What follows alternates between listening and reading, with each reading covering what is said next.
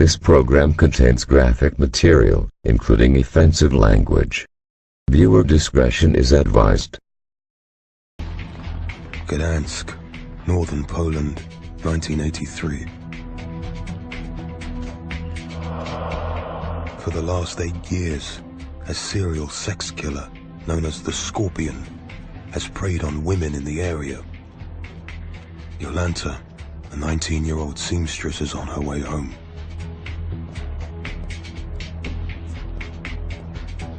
She is about to become the Scorpion's 20th victim. Scorpion caught up with her and propositioned her, asking to have sex with her. Jolanta refuses and tries to run away. He ran after her. After about 200-300 meters, he attacked her.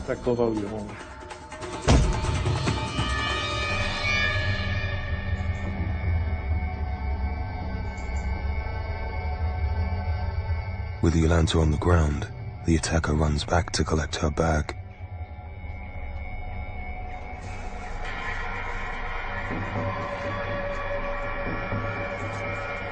He returns and proceeds brutally to attack and kill the 19-year-old.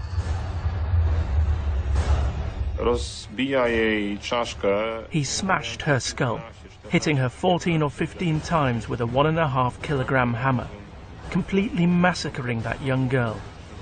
It was a terribly brutal murder. He took off her underwear. He put his fingers into her vagina and brought himself to orgasm. Jolanta's body is found the next morning by the owner of the land. The police have a serial killer on the loose. The pressure is on to catch him before he strikes again.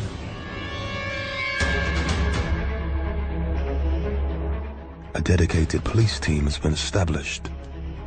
It's called Special Group Scorpion. Andrzej Gavrish is the lead investigator. The team soon discover how the Scorpion attacks. He attacked with the element of surprise. He usually struck effectively and would leave a victim behind while he quietly and unobserved would disappear. This actively reflects a scorpion, so that's where the name came from.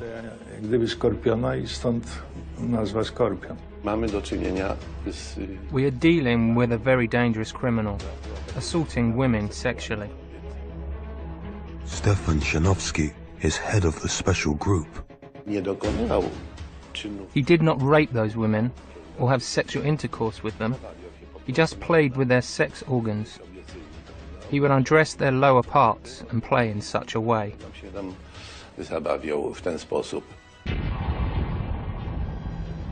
With the killer roaming the area, locals in the city of Gdansk and the surrounding villages are on edge. Men began to collect their wives from work and their daughters from school. Zbigniew Zhukowski is a crime reporter for the local newspaper. There was absolute panic. People were terrified about where the Scorpion would strike next. One thing has to be said. The Scorpion did not leave many traces. He was a very difficult opponent for the special group.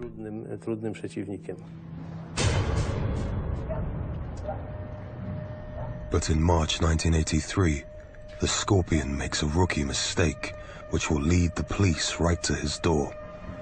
We are talking about a very important event, which led to the identification and arrest of the perpetrator. The Scorpion has stolen a van and is driving from Góra to Dąbrówka when he spots 25-year-old Wiesława in her home. He waits until she leaves her house to go to work. Then he runs her over. He rammed her hard enough to have her fall into a nearby ditch. The killer grabs the unconscious Wiesława and throws her into the back of the stolen van. He drives to a secluded forest road and assaults her.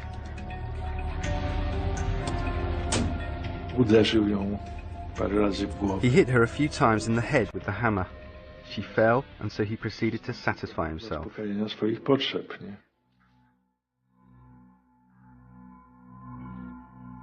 He played with her.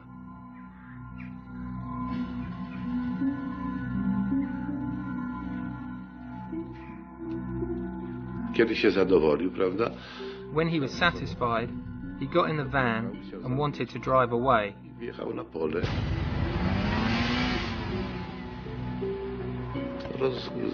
But got stuck in the mud, so he left the van.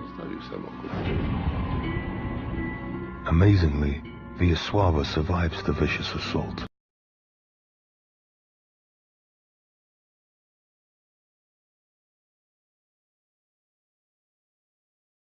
A bizarre series of connections and the unlikeliest of evidence, pig feces left in the van, lead them to Pawel Tuchlin, a 37-year-old smallholder and electrician, the Scorpion. Andrzej Gavrish arrests him at his farm and takes him in for questioning. During this questioning, he admitted to one murder, and then another attempted murder, to the recent incidents.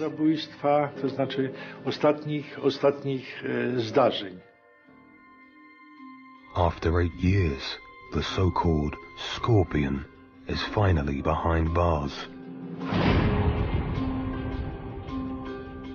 Faced with overwhelming evidence collected at his home, Pawel Tuchlin eventually confesses to 9 murders and 11 assaults.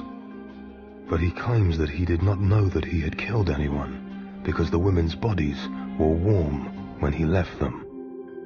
Tuchlin did not particularly go out to kill someone. His major motivation was in fact to gratify himself, to enact out his fantasies. That is his primary motive. The fact that he had to subdue his victims was just part and parcel of that. And it was, to some degree, incidental, particularly initially, as to whether they lived or died. To understand exactly how the murders were committed, police take Tuchlin back to the scenes of his crimes. At each location, he reenacts his vicious attacks. You have to be an animal to behave like that. To hammer somebody in the head without any hesitation, that is just something truly hideous. And he acted like that to please himself, or as he said, to have sexual fun. That is monstrous.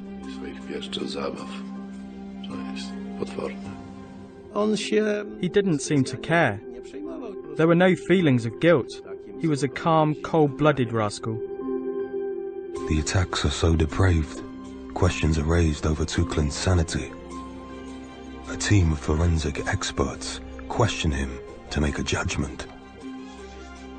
They discover that Pawel Tuchlin, the killer known as Scorpion, is driven by perverse sexual urges stemming from his childhood.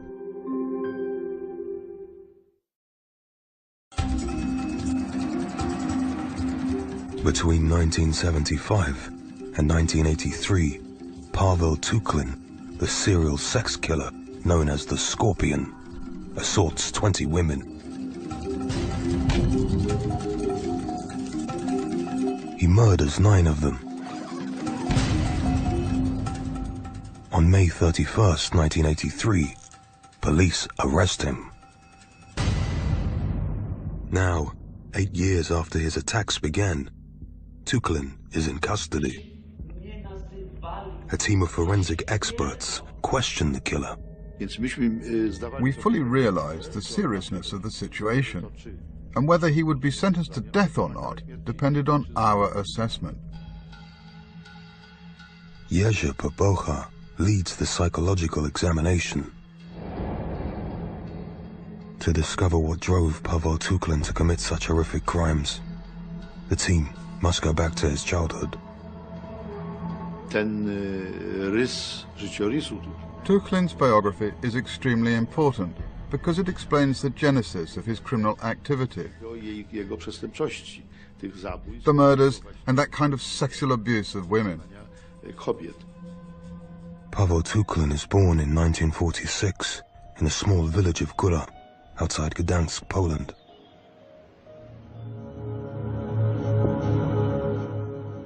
His father is an abusive alcoholic. He beats his son without mercy. His father beat him relentlessly, to such an extent that he cut his mind off from reality. The greater the beating, the more he became reluctant to make human contact.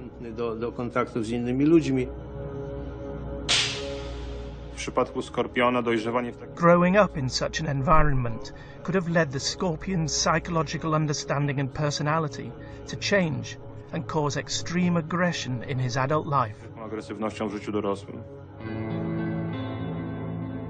The abuse and cruelty Tuchlin experiences as a child would play a key role in his murderous future. It may also be responsible for him wetting the bed, something he continued to do well into his teens. The reasons for bedwetting are mainly related to stress and anxiety. This was the case of Pawel Tuchlin, who wet his bed till the age of 15 or 16, which completely defied the norm. It was well-known information in the village, so the girls made fun of him and mocked him. I remember, he once said girls didn't want to date him because he smelt horrible, of urine. As Tuchlin becomes a teenager, he begins to stalk women and voyeuristically spy on them.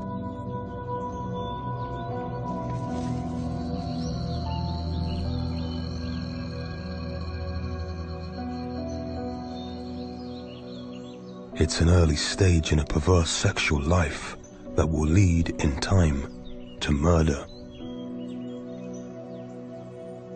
On był podglądaczem kobiet. He was a peeping Tom. To po prostu... He did it according to the saying, necessity is the mother of invention. He desired to engage with women. In practice, it was impossible. So he found another way, not directly, but indirectly, at a distance. But at least he had eye contact with them. Tuchlin now begins to demonstrate a personality disorder, which criminologists call paraphilia. Paraphilia stands for love of the beyond. It basically means that you get sexual gratification from something that is not considered normal or acceptable.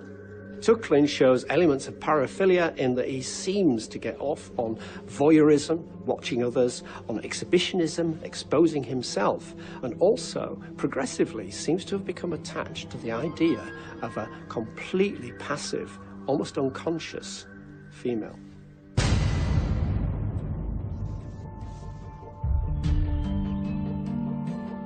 When Tuchlin is 18 years old, he leaves the village of Góra and moves into the city of Gdansk, 60 kilometers away. He learns his trade as a builder and electrician. In 1973, Tuchlin gets married and has a child. Tuchlin clearly, at this point, could have had a normal existence. Unfortunately, his sexual predilections were such that he wanted a lot more that was not on offer. Tuchlin's marriage fails, and 2 years later, he gets divorced. By 1975, he is consumed by his perverse sexual fantasies.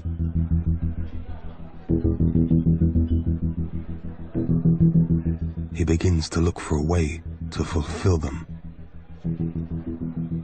The killer, nicknamed the Scorpion, is about to strike for the first time. At some point, something changed in his personality.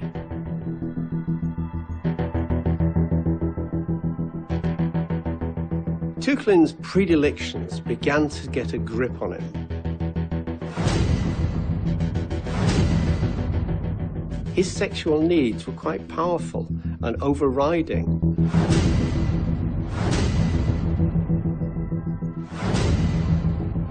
But unfortunately for the rest of society, he had clear psychopathic, callous traits, which meant that when he felt that he wanted more, he actually went out and got it.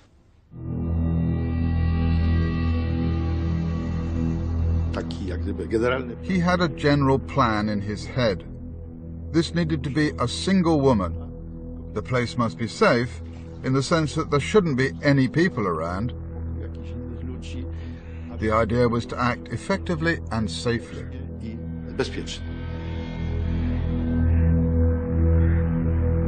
Tuchlin used the phrase hunting. This is essentially what he was doing.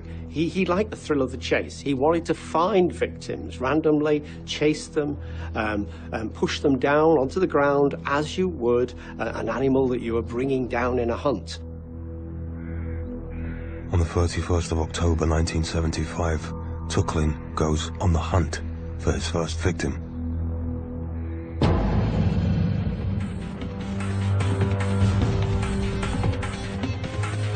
He assaults 21-year-old Danuta, striking her on the back of the head with a hammer.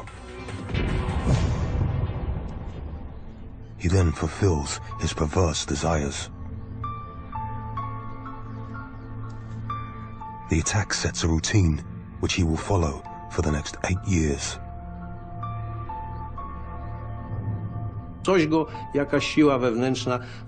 Somehow, some inner power pushed him out onto the streets, and he got a taste for it. After the first attack, he knew that there would be more, because he enjoyed it. What was once out of his reach, he could now obtain in a simple way. Whilst growing up, Tuchlin witnessed farmers using hammers to knock out animals in the village. It's a brutally effective method, particularly when used on human beings. It was, as we called it, hammer anesthesia. So he just put them in a state of coma immediately. Between October 1975 and February 1976, Tuchlin attacks 3 women. The attacks stop when in 1976, Tuchlin is convicted of theft from his workplace. He spends 3 years in jail. But the authorities are unaware of his previous crimes.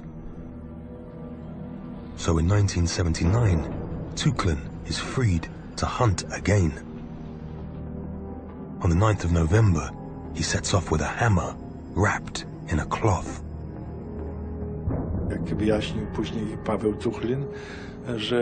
Later, Tuchlin explained that he bandaged the hammer so it would not chill his stomach when he put it in his trousers, simply for comfort.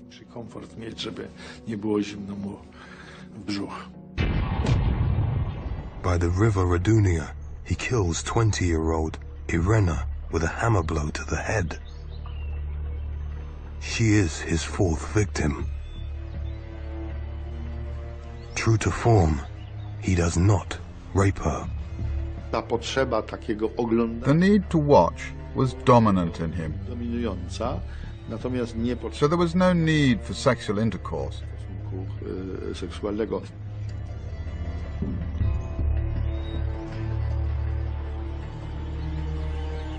Tuchlin did not get off on normal sex. He had a paraphilia for masturbating over naked, stationary female.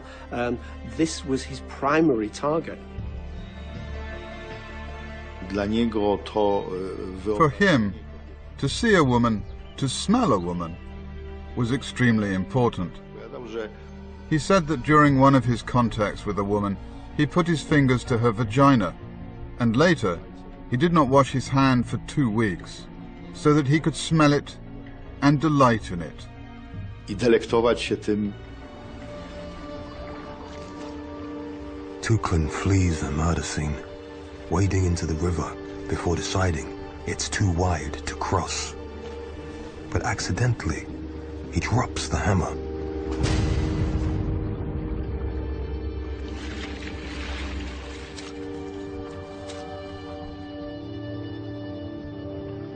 Police investigating the crime scene find the murder weapon lying in shallow water.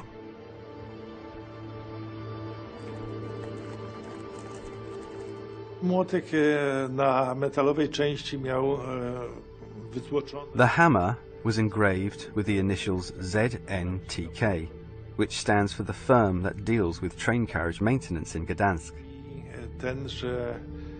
This proved that the hammer had been taken from this firm. Z tych zakładów wyniesiony.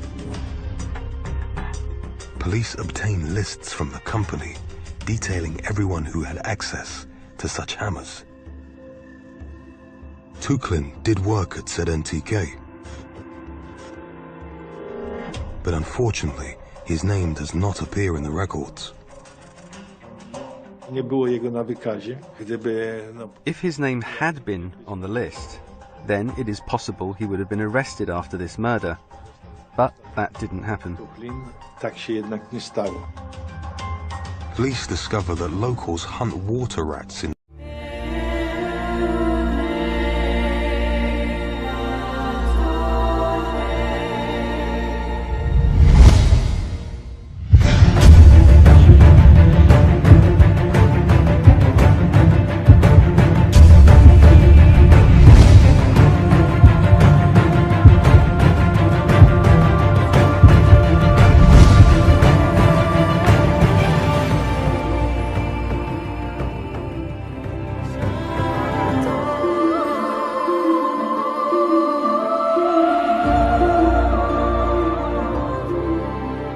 the area, using hammers wrapped in cloth to avoid damaging the fur. They conclude that the hammer may not be the murder weapon they were looking for.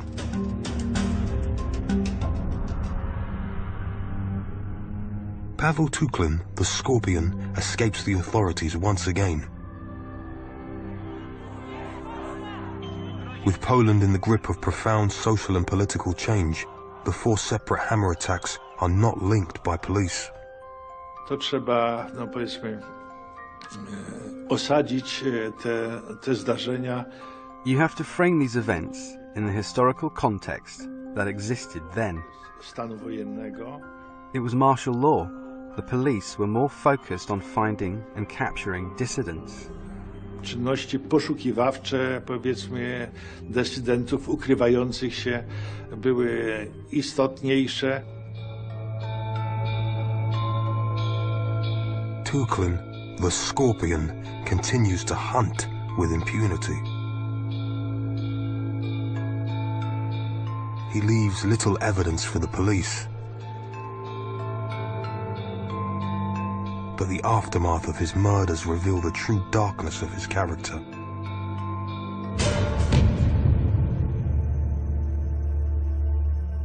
In September 1980, after killing 21-year-old Cecilia, the so-called Scorpion satisfies his sexual desires.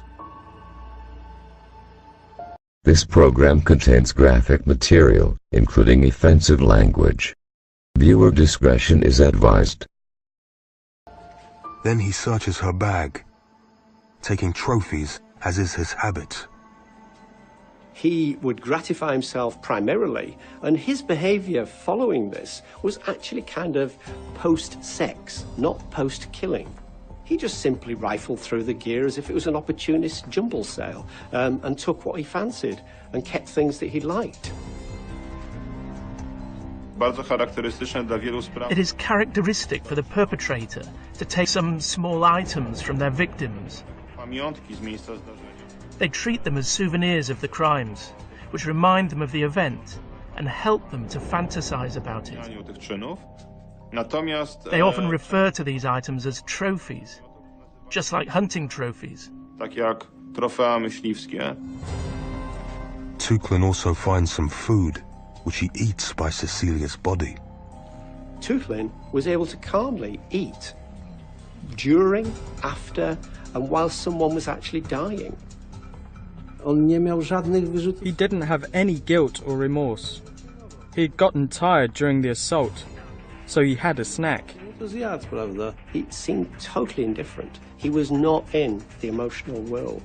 He actually did not react to the death, the carnage, and the suffering that he inflicted on others. In 1980, Tuchlin gets married for a second time to a woman named Regina. The couple move back to Tuchlin's home village, Góra. They have a child together.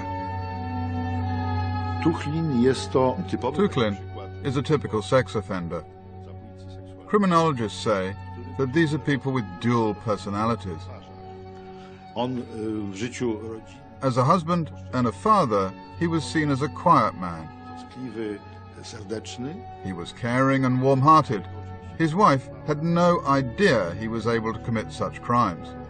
However, when he was hunting, he was ruthless, fast, and effective.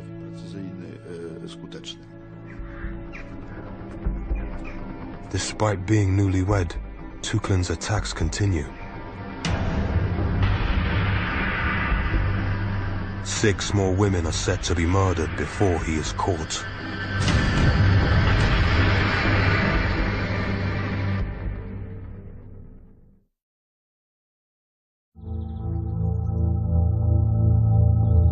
December 1982.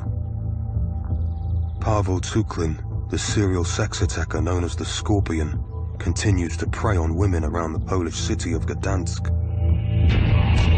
He has viciously assaulted 15 women in total and brutally murdered 7 of them.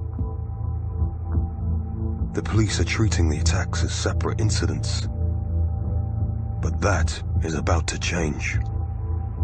The crucial event was the murder of a woman in Skarshewe. Pawel Tuchlin went to a restaurant where he drank a shot of vodka. He was walking around Skarshewe looking for a woman to attack and to satisfy his sexual desire.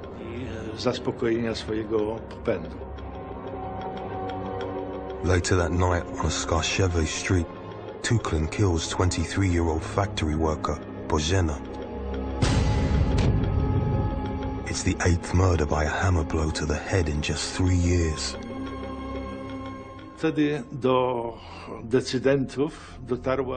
the people in charge acknowledged that there was a serial killer who was preying on women.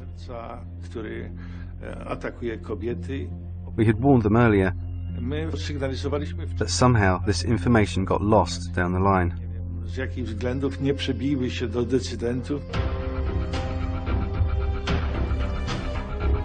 At the beginning of 1983, the police set up a new task force. Special Group Scorpion is born. If the group had been formed earlier, then several women could have been spared a lot of suffering. The special group get to work. They think the time is on their side. There had been long gaps between Pawel's attacks since 1975.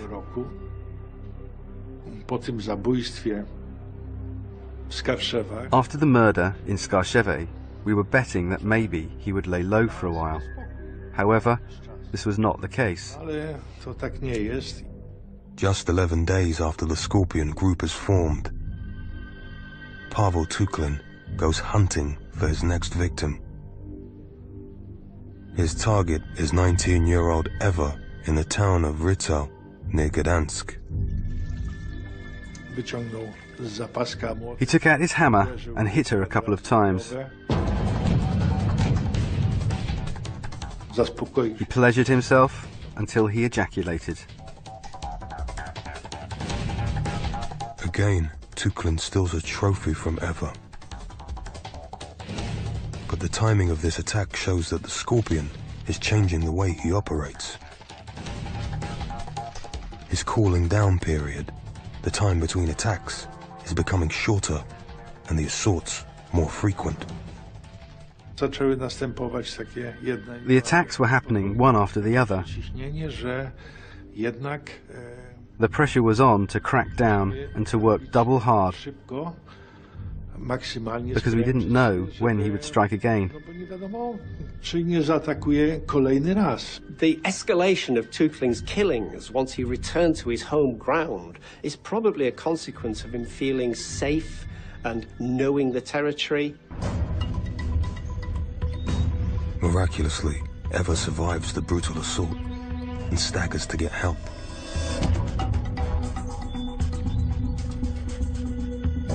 She is able to tell the Scorpion group all she remembers of her attacker. Using her testimony and other witness reports, the team developed sketches showing what the killer might look like. We had 3 or maybe even 4 of them prepared by a graphic artist.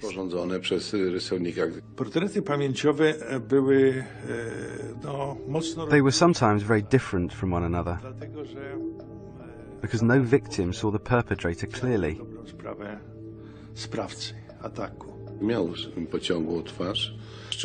A long face, he was thin, had high cheekbones, and he was rather sad.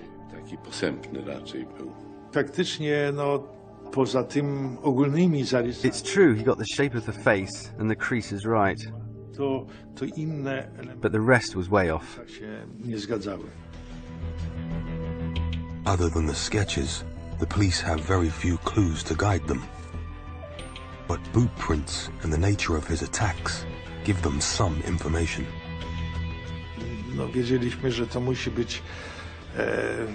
From observations and reports, we knew he must be quite a young man, very active, quite strong, and about 1 meter 80 centimeters tall. Tuchlin was not a primitive murderer who left behind a mountain of evidence to catch him. The members of the special group were under a lot of stress, so we sat and waited for the next victim. With a new victim, there could be new evidence, and that could identify the suspect.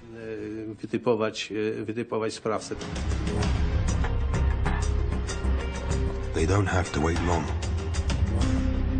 On the 28th of February 1983, Tuchlin commits a bizarre crime. Using a stolen van, he steals 4 piglets from a local farm. The next day, March 1st, Tuchlin is driving the stolen van when he sees an opportunity to attack another woman.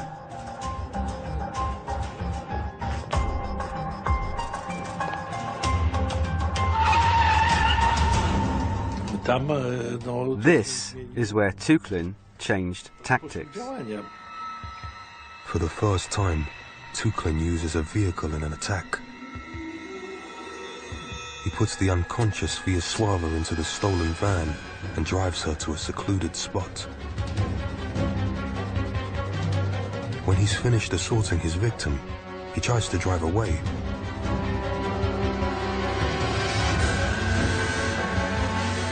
But the van gets stuck in the mud. Tuchlin is forced to leave it there and escapes on foot.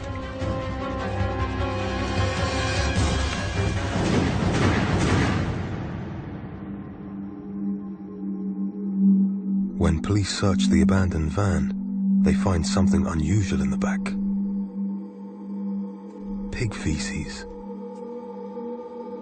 They link the van to the theft of the 4 piglets.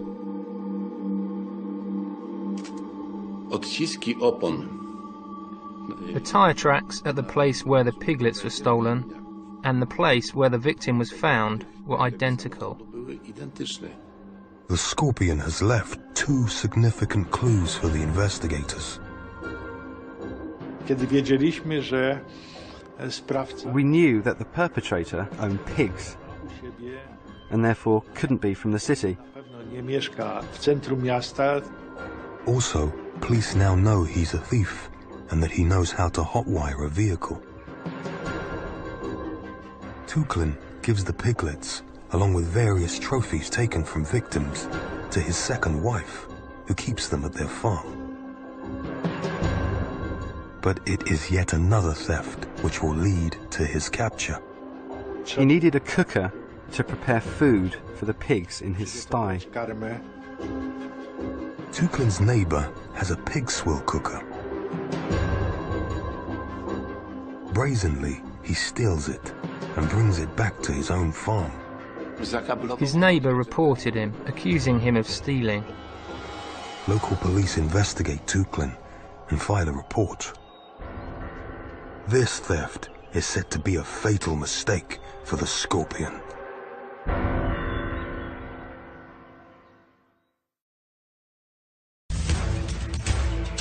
In March 1983, killer Pawel Tuchlin uses a stolen van to attack 25-year-old Wiesława. Police find pig feces in the back of the vehicle. It's a vital clue which links the killer to the theft of 4 piglets.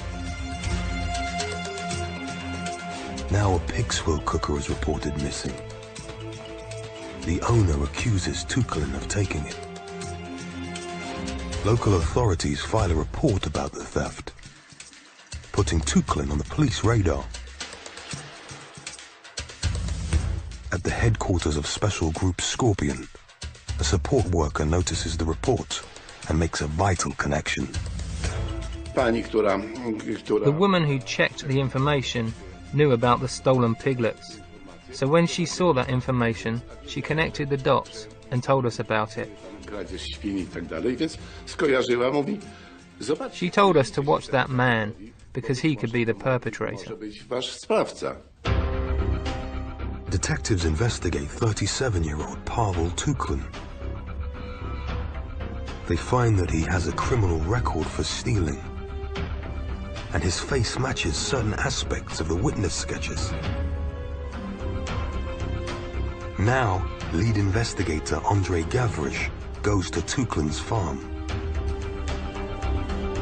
31 maja On the 31st of May, 1983, we came here in 3 cars przyjechaliśmy w to miejsce with the intention of arresting Pawel Tuchlin. z zamiarem zatrzymania Pawła Tuchlina. We entered here through this gate. Przez tą bramę tu There was none of this netting, tego ogrodzenia siatki, no fencing at all. w ogóle ogrodzenia.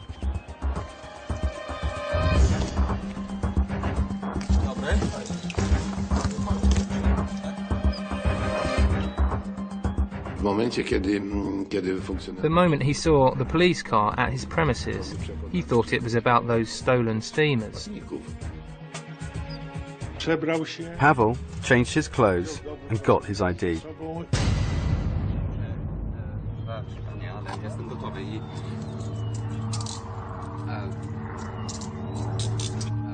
Spokojnie po prostu stał. He calmly accepted their handcuffs and was led to the car, and they drove off. I samochód odjechał. It was as banal as can be. przebywałem może I was here for maybe 15 minutes. Then we drove off, taking Tuchlin with us. Tuchlina ze sobą.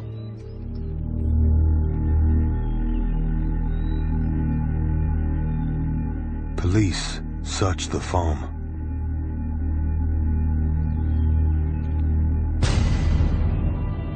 They find a hammer stained with human blood. They also discover rings and watches stolen from the Scorpion's victims. At the police station, Andrzej Gavrysz questions Tuchlin. No, zapytałem go, powiedziałem mu, czy mógłby wyjaśnić. I asked him how the rings had ended up in his house and whose they were. He lowered his head and took a couple of deep breaths. Złapał oddech jeden. Tell us. Step by step, he told us everything and how it happened. Krok po kroku zaczął mówić.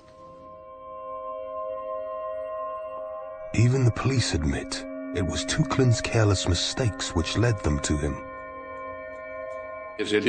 If he hadn't stolen those steamers, we wouldn't have had the information. Usually, the perpetrator gets caught by making mistakes. There isn't such a thing as the perfect crime. To działanie jak gdyby złodziejskie It was Tuchlin's thieving that helped us to catch him. w jego ustaleniu. Now a team of forensic and psychological experts question Tuchlin. Over 3 months, they delve into his history to determine if he is mentally incompetent. Myśmy opiniowali zgodnie z All of his deeds were analyzed. nie tylko co sprawca, It's not only what the offender says about his actions, but what the actions says about the offender. sprawcy. To develop evidence for the trial, Tuchlin is taken by police to visit the scenes of his crimes. There he reconstructs his brutal assaults. Sprawca pokazywał dokładnie He showed it on a beautiful young policewoman who acted out the role of the victim. pozorance. Several times I saw the victim crumple her face as he pretended to hit her. Pozoranka po prostu kuli. That is how scared she was, even though it was a reconstruction and he was in handcuffs. Kajdanki na rękach. Tuchlin demonstrates his sexual perversions on a mannequin. He seems to enjoy it, and even jokes with the officers. Tuchlin tam klęczał przy tym manekinie. Zwrócił się do prokuratora. Tuchlin was kneeling next to the mannequin and said, "Mr. Prosecutor, I could demonstrate better if instead of this mannequin, I had this lady." Manekina była na przykład ta And he pointed at a blonde. He believed he could demonstrate better what he had done. łatwiej by mu się demonstrowało. During one of the reconstructions, journalists approached the Scorpion and asked what he would do if he were ever released. A on głowę podniósł, bo siedział tak z głową. He raised his head, looked at us, and with a little grin, slowly drawling his words, said, "I would hunt. If only he had the opportunity, he would kill again." To by znowu zabijał.